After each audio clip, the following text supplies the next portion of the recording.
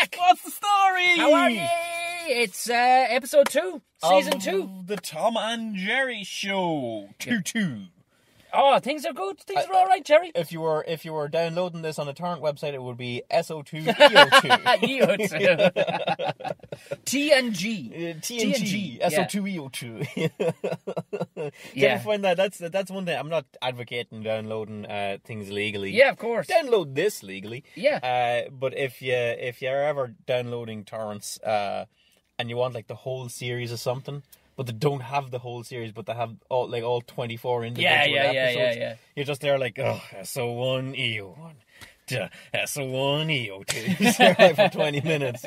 Yeah, I did it with Fast and Loud. I'd missed all of that Fast and Loud, and I was able to, but to find it specifically, because lads have put up loads of shit. You know, have you ever watched Fast and Loud with yeah, I get the Richard Rollins and all, and like that? It was fuck me to the. It was. You had to be very specific in what you were looking for. Right, yeah. There's a lot of variations of that, I can tell you. But we're back here in the the Tom and Gerry mobile podcast recording studio. Yeah, with the evenings getting better and all the rest of it, I suppose it's just as well. Yeah, we could even come to summertime. We could be doing these fucking things outside with a couple of beers. I think so. Yeah, nice. Doesn't that sound delicious? Yeah. I know There's a lovely fucking bar. I had a couple of drinks there around my birthday last year. It's between. You remember where I used to live? Yes. Newcastle and Selbridge. There's a little shitty road that nobody really uses, but it links Selbridge kind of fucking to Newcastle, and it's just a humpback bridge, and all of a sudden, right beside the Grand Canal, there's this delicious little pub. Oh, with a fucking massive car park. But even if you stayed indoor, it's fucking beautiful inside. It hasn't been.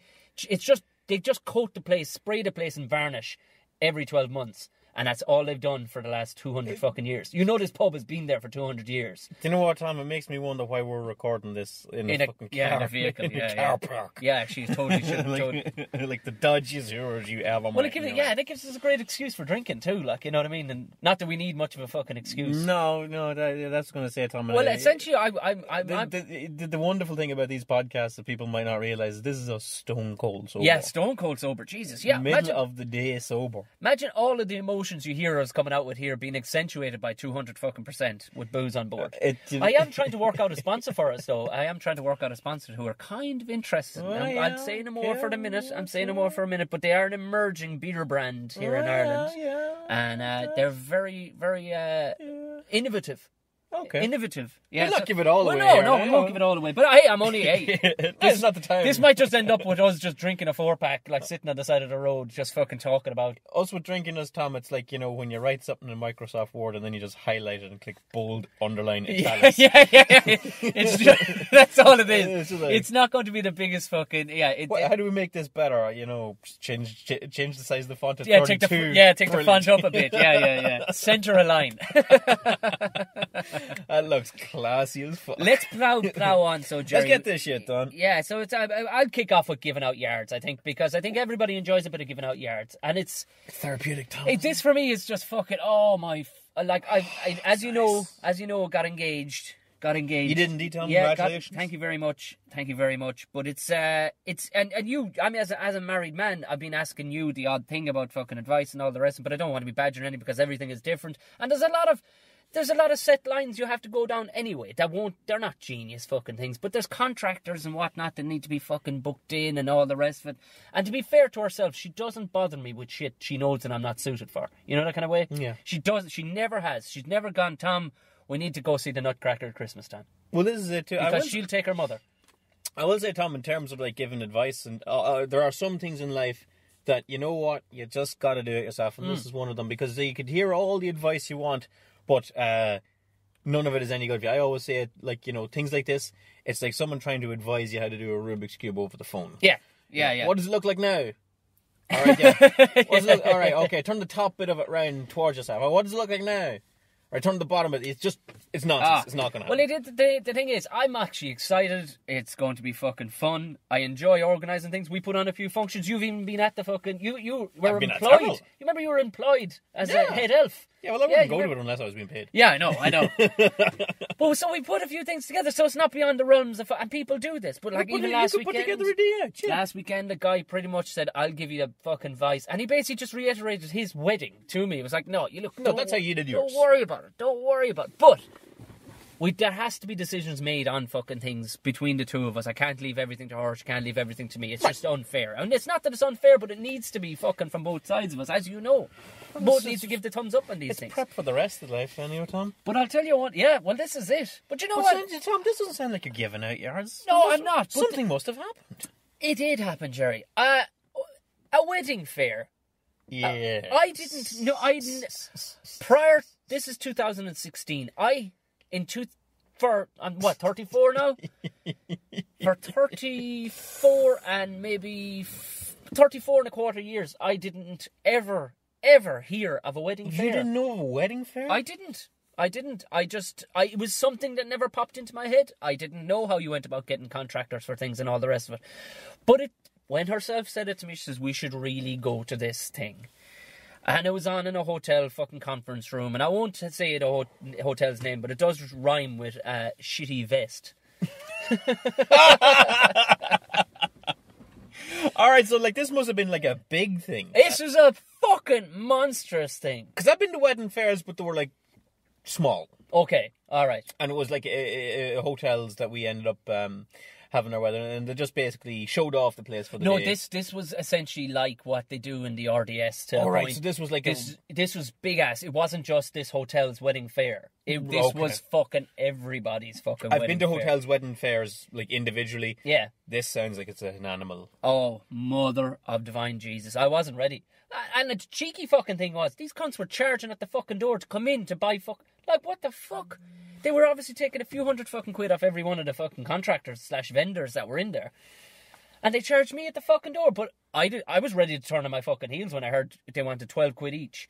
Until my missus produced 2 fucking tickets that she'd already bought online prior to this. No one folded. She knew me too well, you see. 12 quid to go in and look at shit that they're trying to flog. In the door we fucking get, and it's just carnage. Now, the missus had sold this to me that essentially it was the ploughing championship for fucking weddings. So yeah, she knows you, Tom. She had me fucking licked, to be fair. She knew you didn't listen past the ploughing championship. Exactly. It's like the ploughing championship. Woohoo! Say no more. Tractors and weddings. For weddings. But in fairness, when she did break it down, she says, look, it could make life very fucking easy. There's going to be a shit ton of contractors and vendors at this fucking thing of different things that you need for weddings / fucking bands / fucking whatever. Getting your hair done, fucking venues, everything. Photographers, all this shit. Could be all under one roof, Tom. We could have this wedding thing lickety-split done in one fucking afternoon. Well... that was the fucking plan.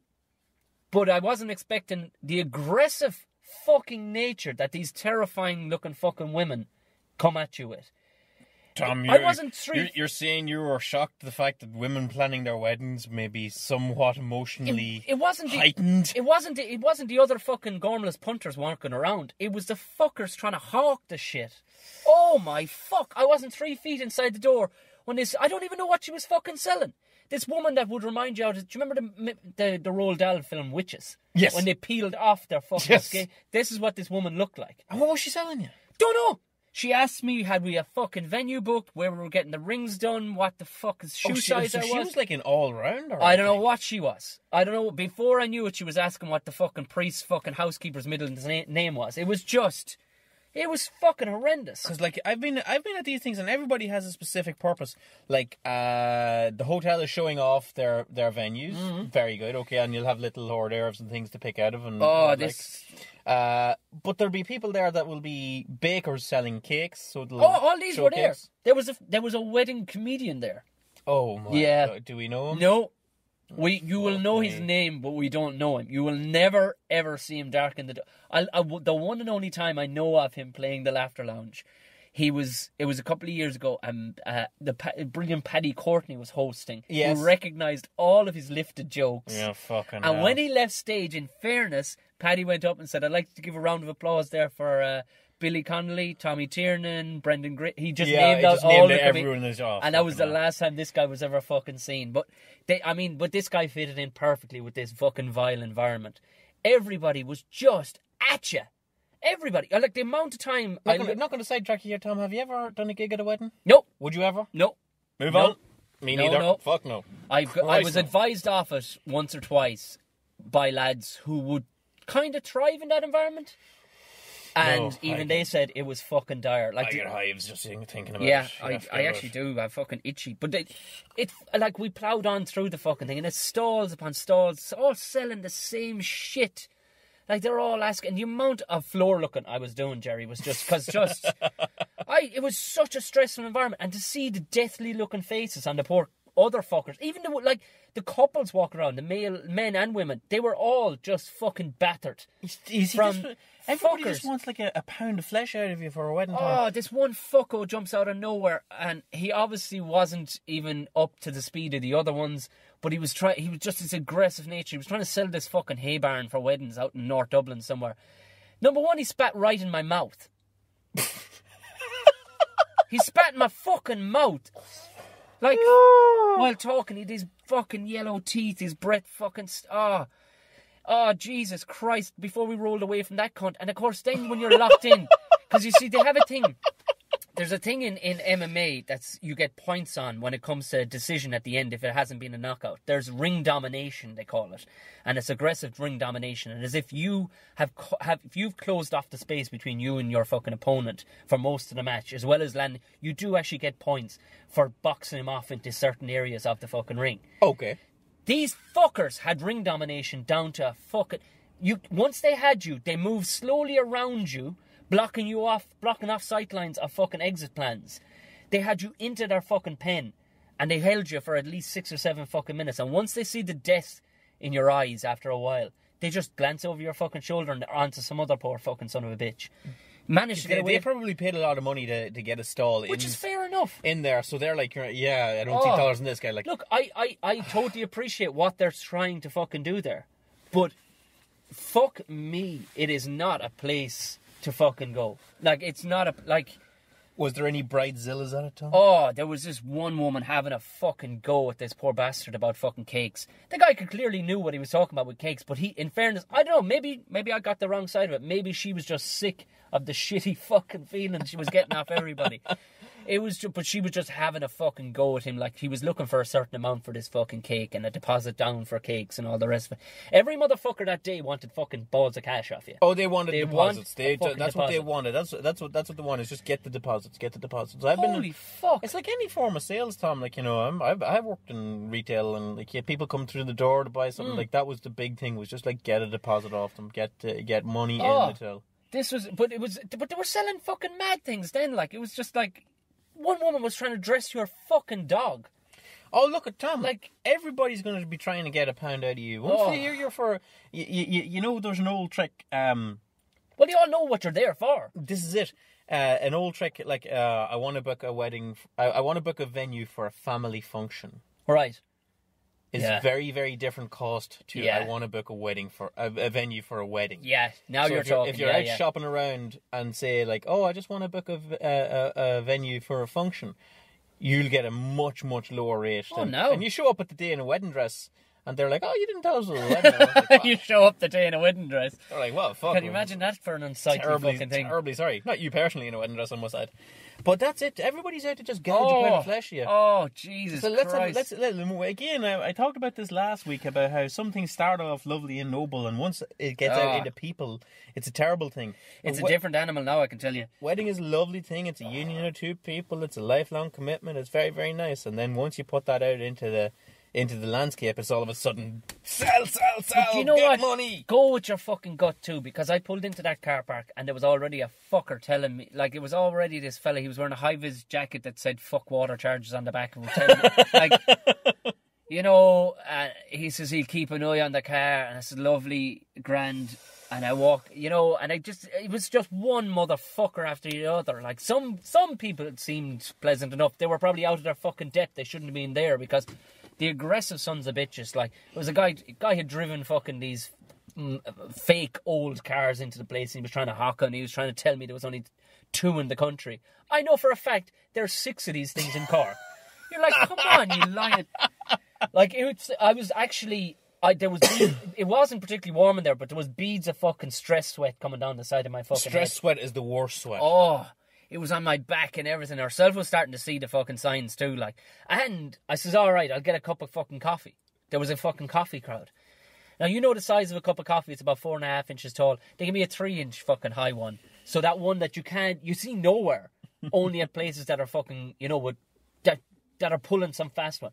360 for a fucking coffee anyways. Well, that already fucking pissed me off. I was making my way for the fucking exit door, because I saw an exit door, when I got collared by a fucker selling suits. Suits? This is when it all went fucking south. He had this... Like, to say he looked like a bad version of Zoolander. He was actually continuously pulling poses, this guy.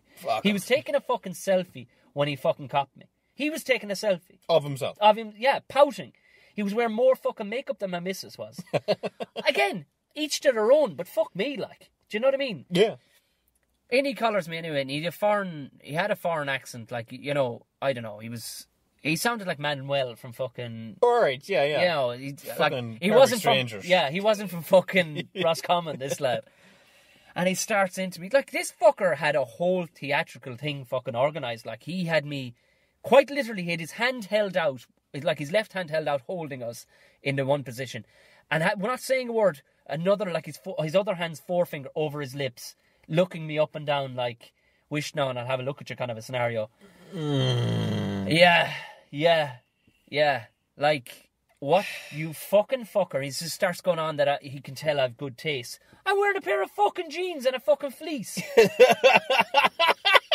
What fucking... Fuck off with yourself. Had I, like, used that line on a bloke that takes care of his fashion. Yeah. I don't give 2 fucks about fashion, and it's quite clear. Don't lie to me, you Don't bollocks. fucking lie to me. Oh, he starts going on about... And every fucking suit he produced was a heap of shit. I don't... like, I don't fancy myself as knowing much about fucking tailoring. But I know when a thing looks like shite. Yeah. Oh, like, it's good, like, just... to have someone there, like, what does this look like? Shit. All right, move on. Yeah. Like, just have 2 opinions on something. He kept on pulling. Of course, herself starts rising. Your man then she's like, "Oh, he's into his suits, And she starts laughing her fucking hole off. I can't see the funnies. I've gone over the edge now of kind of having a fucking scared laugh. I'm into fucking just pure temper. Yeah. Like, this could all end badly for fucking everybody. Tom could kick over the fucking cupcakes and fucking run out of this place screaming like. And your man starts asking me if I like his suit. His suit is fucking pink, Gerry. Oh, I mean, for fuck's sake. There isn't much of an explanation fucking needed there. Like, you could see though, but I swear to God, the guy was getting. There was sparkly shit in one suit. There was fucking threads in it that. Yeah, but you would turn around, Tom. Like, just say to him, like, do I fucking look like I'm from the Only Way is Essex? Like, yeah, like, that's the shit he was trying to sell. Only Way is Essex shit. The kind of shit that some lad would wear to his debs. Yeah, like they had laser teeth whitening crowds at this. Like, you know what I mean? Fuck's so sake, do you need to say any fucking more? Like, come on now. Oh. Do you know what you need? You need for a wedding. His and hers eyebrow threading. No. Yeah. No. So we burst away from this cunt anyway, and we got straight out the exit door. I'm clamped, of course. Of course. Yeah. Walking, stomping around the place, trying to... No, all there was a clamp on it. There was no sticker or anything.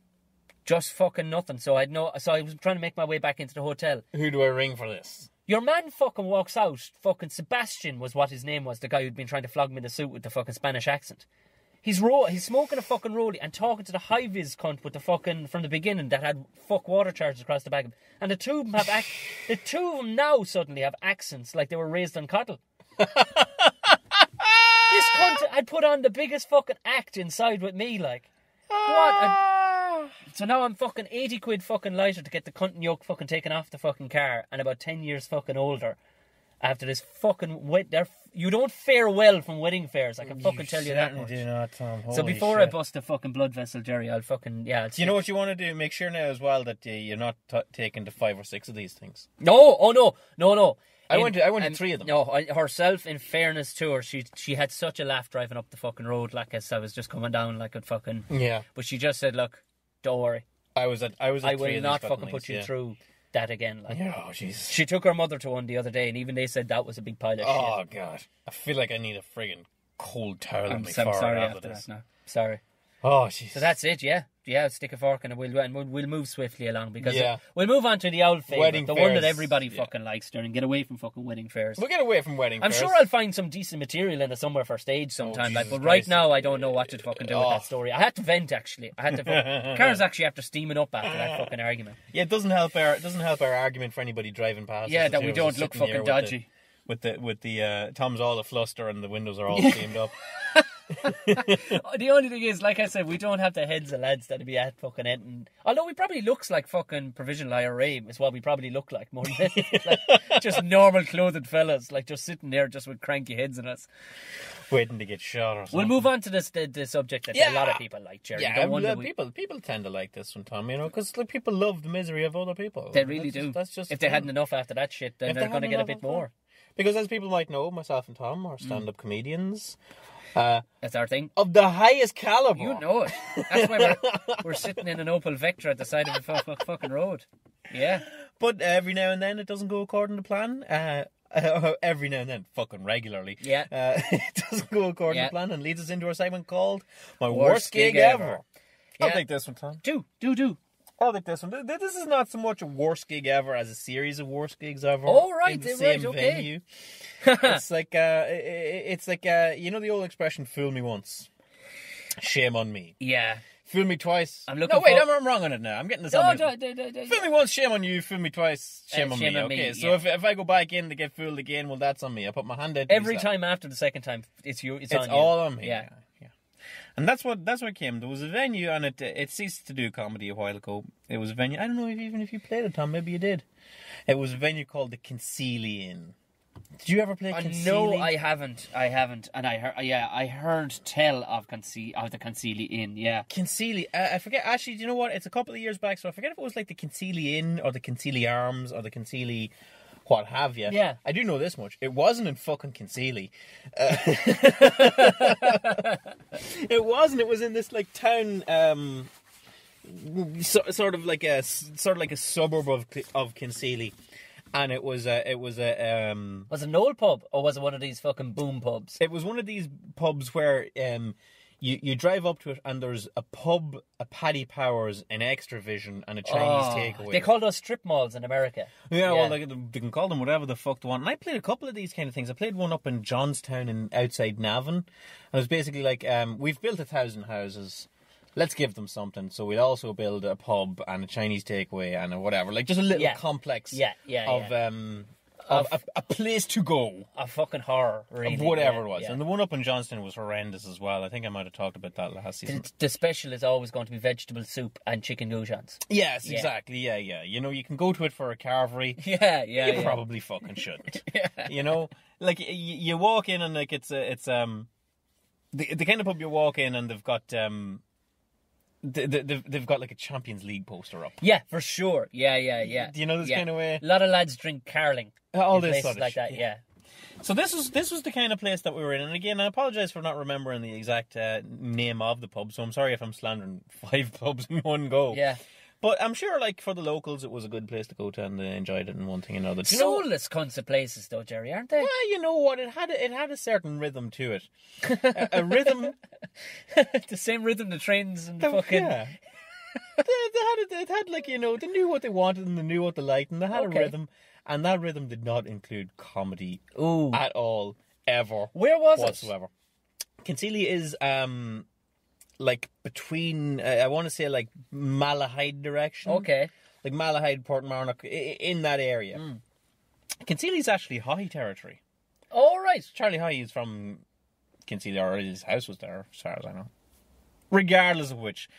So it's a satellite town with a pub complex strip mall kind of a thing in it, and we run comedy in it, and it never was any good. I've done this, you've done this, Tom, I'm sure, in several places across the country. And things like that, the gig never happens again. Yeah. It's one and done. Yeah, it's done and done. Like, you learn, like, there's... Comedians learn that it's terrible, and the guy that put it on, the promoter or the owner of the pub, seen the error of his ways in trying to foist comedy on an audience that didn't want it. Yeah. Because they figured, you know what, as you talked about it, like one cunt on the keyboard works lovely. That's entertainment. Yeah. Why wouldn't comedy work? Yeah. This thing ran for about 18 months. Was it monthly or weekly? It was weekly. Jesus. It was at least fortnightly. fuck? Yeah. And I played it 3 times. Welcome back to the stage of regular. This is the fucking regular thing. here. This is the thing, Tom. Like, you know, what is wrong with us as This people? is like a friend of mine. Every so often he puts up. He's an American and he's full-time gigging. And I say a friend, a guy I know, but like he put up one. He agreed to do like for the 3rd time, and he said definitely now the last time, doing a gig in a strip bar. Yeah. In between the dancers, like, you know what I mean? But he was like, what the fuck am I doing to myself? What the fuck am I doing? Like, why am I doing this? I mean, like, you know the pub, Tom. It's one of the pubs that you walk in and you say, well, where is the stage? Yeah. You know, I think it could be here. And it was one of these, the stage was basically a raised area of the pub with a wooden railing around it. Oh, yeah. Where Christian, or christenings would be sectioned off to. Exactly. Yeah. Yeah, this kind of thing. And there was no MC. It was always, as far as I remember now, some nights there might have been an MC, other nights there weren't. But generally I remember What was the story without an MC? Just first comedian passes on to the next comedian? First comedian, break, second comedian. Right. First guy does 20 minutes, there's a break, and then the headliner goes on and does 3/4 of an hour. Sweet Jesus. That's what it is, right? So, again, things that are not helpful when it comes to comedy. You've nobody to warm up the crowd to bring you on. You're the first man on, so you sort of have to do... So this is not a separate area in any fucking facet. It's just in the pub where lads are going for pints. Yeah. Okay, right. Okay, free in. Yeah, I think we discussed that this definitely will never work. This has never and will never work. Or, you know what, if there's somebody that can make it work, then I tell you, I doff my cap. The one and only place that I've seen this work is a place in Listowel called Mike the Pies. Right. You walk in there and you're going, this is not going to work. Absolutely, this is against everything that I've learned about in the last couple of years. And work she does. Everybody's having pints, drinking away, nattering away, loud fucking Kerry fuckers. But as soon as the fucking MC picks up the mic, everybody shifts, turns around, and sits like a stock still fucking opera house fucking audience. They fucking love you and then as soon as the break comes, back to fucking Crazy Town again. As soon as the break fucking ends, right back to fucking theatre audience again. It's a fucking phenomenon that I believe can never be repeated. Well, it certainly wasn't repeated in Concealia. I'm going to pull a couple of, of the 3 gigs I did in Concealia, I think one of them was fairly alright, by what standards? By their standards, you know what I mean? And it sort of became synonymous with, oh shit, as comedians were talking to each other, it was like, oh fucking hell. Oh, it was almost like a cult. It was like, how was your gig last night? Well, it was no concealia, I'll put it to you like that. It became a verb. It just came a way to describe a terrible gig. And I had 2 particular It's like, things. the Munson thing from fucking, what was that movie with fucking Woody Harrelson where he played a bowler? Oh, yeah. The Kingpin, I totally Munson that. Yeah, what the fuck? When did my name become a fucking verb? Oh, that was a total Munson of a situation. Total concealia altogether, And a couple of particular stinkers in it, okay? And again, just at the time, kept asking to do it again. I don't know what the fuck was... I don't know. It's just like that battered housewife mentality. It's Stockholm Syndrome. Stockholm Syndrome. He'll change. Deep down, he loves me. Yeah, no. Never. Celia, first time, one of the bad gigs I played in, the crowd were rowdy enough. It was a rowdy enough sort of a spot, all right? It's like... A lot of leopard print in the crowd. Like the women were rowdy and sort of bawdy, and they'd be shouting up at you. Blue Wicked, a lot of blue WKD. A lot of Blue Wicked being served, and the fellas, a lot of like Liverpool jerseys and a lot of Celtic jerseys and this kind of thing. Okay, so I'm not neck tattoos and whatnot. Neck tattoos and fist tattoos and all this kind of shit. They deserve to go out and have a good night out by all means. Sure they do. Comedy wasn't for them, and I don't know who ever thought it would be. But we went to it one night, and it was me and the 2 other lads that were doing it. And there was a first communion at it. Oh! Okay. This is about 9 o'clock with the show scheduled to start at about 9:30. And other than the first communion... First communion, for anybody who doesn't know what the fucking first communion is, just in case you've never fucking had any notion of the Christian faith or whatever, first communion is something that happens to a 7-year-old. Yes. They have their communion at Mass at around about 1 or 2 o'clock in the day. Fuck me! And the wider extended First Communion party were still there at like 9 o'clock at night. Lovely. All right. Lovely. And like, you know, the kids are having a great... Because kids can have great time in a pub. Of course they can. Red lemonade. And red lemonade and running around and such like. And there was kids... There might have been like a couple of families come together for it because there was several communion dresses. Oh, Jesus. And everyone running around. And we're kind of looking at this going like, do we go on while they're there? Because like some... like. Yeah, dick jokes aren't exactly going to... Yeah, we can't fucking curse. Although, saying that then, I mean, they have brought their children to a pub at 9:30 at fucking night. Like some. No. Tom, I got to stop you there. They did not bring their kids to a pub at 9:30 at night. Sorry, they brought their kids to a pub at about 3 o'clock in the day and stayed there. There is a difference. Oh, I'm sorry. I'm sorry. Okay. That's okay. Like what you were talking about, all things start off with good intentions, but just end up being corrupt in the end. So we sort of said it to the guy that was running it, the barman, and he said, "Oh, that's okay because, like, you know, after a certain time of night, you can't have kids in a pub." Okay. And we're coming up to that. So we're like, "That's okay because we can't really do the show with kids running around." Who the fuck is going to run this crowd? Well, he went over to them and said, "We're terribly sorry, but first mistake anyway, saying he was sorry. You're going to have to leave because the comedians are putting on a show." Oh, the dirty bastard! Yes. Hung ye out to fucking dry. Hung us out to dry that we were the ones that were chasing these children out of the pub. On their first communion day, you chased kids out of the pub. Oh, why didn't you just tear up their communion cards altogether and fucking rob all their money? And pour red lemonade on their dresses, yeah. Yeah. Jesus. That would have been a bad situation, Tom. That would have been a bad situation and would have soured us to everybody in the pub. Yeah. That we had run these little kids out of here and their families, and we ran everybody out of the pub. If the entirety of the communion party had left. Oh. They didn't. Oh. Just certain members of the communion party took the kids and took them home, and the rest of them stayed. The motherfucker. So now we're playing to a front row crowd of people whose kids we've just chased. They can't even grow to hate you. They already hate you. They absolutely hate us. So we got. You are the Rangers to their Celtic. And I went on and did 20 minutes to, like, you know. Well done. Basically to either to either silence or abuse. You know, one or the other. They stayed quiet only every now and then to look up and go, "Oh, fuck off." Do you know this? So that's terrible. That was a bad night in Kinsealy, all right. But the worst night in Kinsealy I had. Oh, there was worse. Oh, there was worse. Okay. That one was bad. This one was worse. I went there to play it, and the place was absolutely packed, absolutely rammed. Okay, not rammed for the comedy, I'm guessing. Fuck no, Tom. No. There was a Euro qualifier or something going on. There was a Euro qualifier. Yeah, on. Yeah. There was. There was my first rodeo. There was a qualifier for the Euros on. An infamous one. Okay. Oh, no. Yes. It wasn't that one. Yes, it was. Oh. Let me tell you the story. And I don't know much about soccer, but I know... You fucking know what I'm about to say here now, don't you? Infamous, yeah. We were scheduled to perform comedy after... the French game, I'm guessing. The French game where Thierry Henry handballed the ball, thus denying Ireland a place. Which was a fairly crafty move, if you think about it. Like, and any Irish player, if he'd pulled it off, would have been fucking raised on shoulder high. A bronze statue at this stage, yeah. So give me a time frame. When was that? The hand of Henry? Oh, I have no idea. It was like 2000. Mid 2000s. I want to say 2012, 2013. Do they go in even numbers? I think so. Yeah.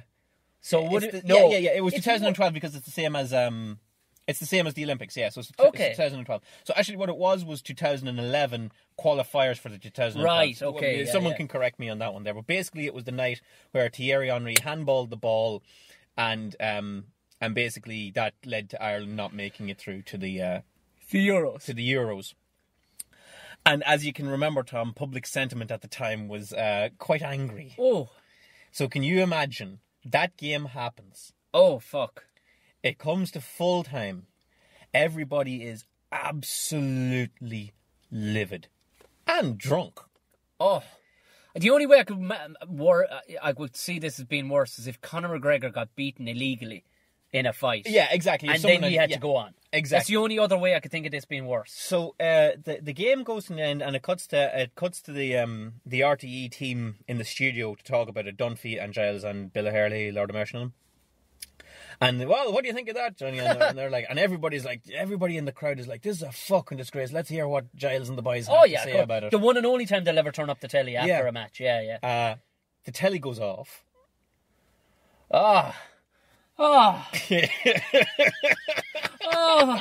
Just imagine the telly and everybody going, what the fuck? And then it's just on the mic, it's like, boom, boom. Ladies and gentlemen. Oh my God. I don't even want to see this gig. Oh my God. Ladies and gentlemen, would you please welcome to the stage Gerry McBride? And like, number one, ladies and gentlemen, we're going to have some comedy now. Would you welcome to the stage Gerry McBride? Just apropos of nothing or no one, welcome to the stage Gerry McBride. So I walk out on the stage and people are like, the who? The what? Jesus Christ. And I went out onto the stage and there was a full band set up behind me waiting to go. There was of course, yeah. Because what it was it was like an all-nighter. There was going to be the football, then comedy, and then after that a band would come on. Okay. So the band had the drum kits and the guitars and everything like that. So I'm up on stage with no room to move whatsoever without hitting the fucking cymbal with my arm. And everybody's roaring and shouting and giving out about fucking French bastards and all this shit. And everybody's just trying to rationalise. Please say you opened up with a French.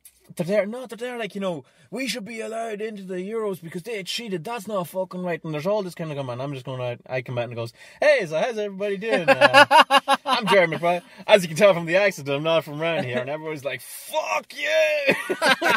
I'm like, I've images of that Blues Brothers fucking moment where just chicken fucking wire up on the yoke. And I'm there like, so the funny thing about being up the north is sometimes they're like, shut the fuck up.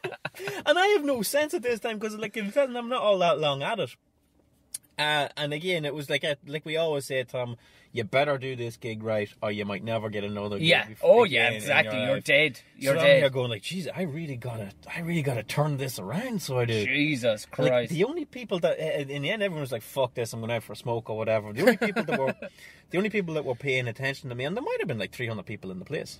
The only people that were paying attention to me was like this little semicircle of extremely drunk women that were like, and the leopard print squad again. Yeah, and like regardless of leopard print, not other than that, but like give you an idea, like grandmothers in their early 40s. Do you know the sort of way? Yeah. So like I'm not being classist or anything like that. I'm not being like snide or anything like that. But there's just like a certain lady who will go out and get shit faced and start yelling up at men. If your granny's getting fucked up with you. Yeah, and roaring up at you and calling you all sorts and telling you what you need to go away and do. Wow. Yeah. So yeah. Oh. And Tom, I fucking played that venue twice after that. Oh, holy fuck! Yeah, that's. Don't let your children grow up to be comedians, ladies and gentlemen. No, Jesus Christ! Not if you want them to have any soul left whatsoever. Because you lost. If you had any soul, you lost it all, or just the remainder of it on that night. Tom, forget about it. I'll never see Jesus heaven. Christ! I'm going to limbo with the unbaptized babies is where I'm going. That's it. It's just you're nowhere now. Yeah, because you've done it to yourself. Like, you know what I mean? Routinely. On a fucking weekly basis. You could just stay home and be like fucking the Da Vinci Code and just flake yourself with a fucking cat of nine tails, couldn't you? And achieve basically the same. Yeah, just keep one of those yokes on your leg, biting into your leg. Yeah, just fucking flagellate yourself. Or just carry the memory of the night to play Concealia around each other. And ladies and gentlemen, don't think, God, these guys, they're going to run out of stories of terrible gigs before season 2's over. Fuck no! I can already think of a handful I want to talk about. We can top that. Yeah. But for now, that's this week's worst gig ever. Now, like we said, we are light-hearted in a lot of ways. Like, we're not all fucking crabby. It's not all doom and gloom, folks. We're not all doom and gloom. I mean, we do like some stuff. Like I said, a lot of things. We figured because of the little bit of negativity, not negativity, but just like, would you two fuckers ever brighten up? Like, we're like fucking. What are the two puppets? The two Muppets sitting up? Statler and Waldorf. Yeah, Waldorf. Yeah, just sitting up there like. And I suppose, it can go, the element of it. So we decided to introduce that we do actually like some fucking stuff. We'd introduce a new segment. And I mean, there is, as you talked about it before, there's some very blatant things we do like, I mean, we love talking about fucking hardware and construction and stuff like that. And there's just stuff we like to fucking talk about. Beer. We both like beer. Bales of blocks. Bales of blocks is fucking beer. Can't go wrong. But there's some stuff that you wouldn't have guessed that we fucking like either. So, I mean, real soft. So we come up with a new section starting into the fucking last Yes, indeed. And it's called You wouldn't think we'd like this. And I'll have a go at this one. I was, there is stuff. There is. We all have our. What are those things? Like if you have a pet hate, what's the other thing like? Guilty pleasure. Guilty pleasure, Gerry. And I have some of them. Some of them you wouldn't think about. I'm thinking Tom, because I know you for a couple of years. I'm like, what is Tom like? He likes WD-40. He likes. But I do. I get very stereotyped. Tape. Like, I quoted Lord of the Rings one day to two more kind of nerdier fucking comedians that we all would know, and both of them nearly dropped fucking down dead. It was almost like, how dare I? How dare I have the knowledge of something like the Lord of the Rings? Like, oh, yeah. It's like, no, Jesus Christ, lads. No ploughing in that. We're like, yeah, but you played sports in school. It's like, yeah. Oh, yeah, but here we are. Yeah. So what do you got? So I'm thinking about it. And do you know what? I sat down the other night and I genuinely watched something that I really actually enjoy. And I bet you, out of all the things on the RTE player, you wouldn't have thought that I would. What was it, enjoy. Tom? Were you watching like Sons of Guns on, or what do you call that gun show? The one that they had to take off the air because the fucking father was announcing the kids. Jesus, yeah, fucking hell. Well, I did actually like that show, but things have happened in and I think a relationship has a lot to do with it. Maybe I don't know where I'd be if I wasn't a fucking bloke. What'd you watch, Tom? Because there are certain things I do like My Deadliest Catch. You know what I like? Was it Ice Road Truckers? It Tom? wasn't Ice Road Truckers. I ended up watching Francis Brennan's Room to Improve. What the fuck? Yeah, I liked it. I fucking liked it.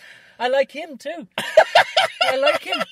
I don't know why. He's everything that I should hate about a person like, but he's not. There's something. What is Room to Improve? I got essentially confused. he's Francis Brennan and the brother. Well, really, it's just all about Francis now, because really he's the moneymaker, because he's just too much of a personality. The guy speaks with the most ridiculous voice. He's essentially just a camp version of Duncan about the house. I do hear him on the radio sometimes. He does be on Ian Dempsey a lot. And everything is lovely. Isn't that great now? Yeah, fair play to you. Lovely cotton sheets. That's great. We'll move on.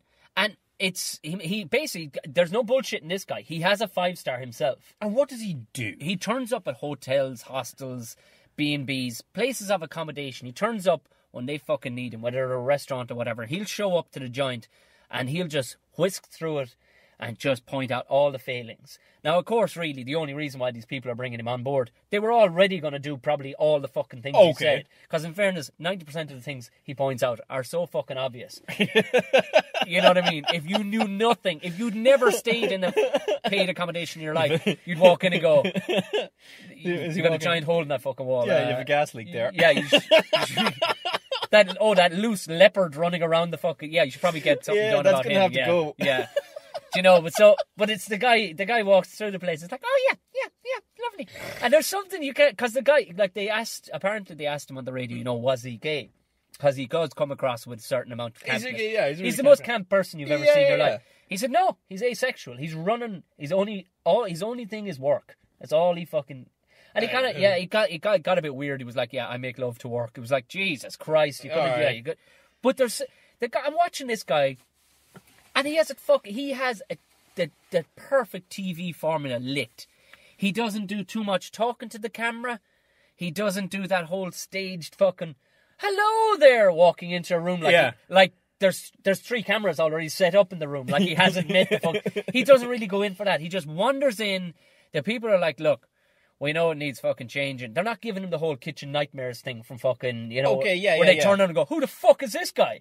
Yeah, because I haven't actually watched Room to Improve. I have watched like Kitchen Nightmares where he comes in and goes, you're serving poisoned food, and they're like, yeah, so we're gonna keep doing it. In fairness, every one of those people go, the guy owns a fucking 5-star or down in Killarney. He knows exactly what he's fucking. So he'll come into your hotel or your.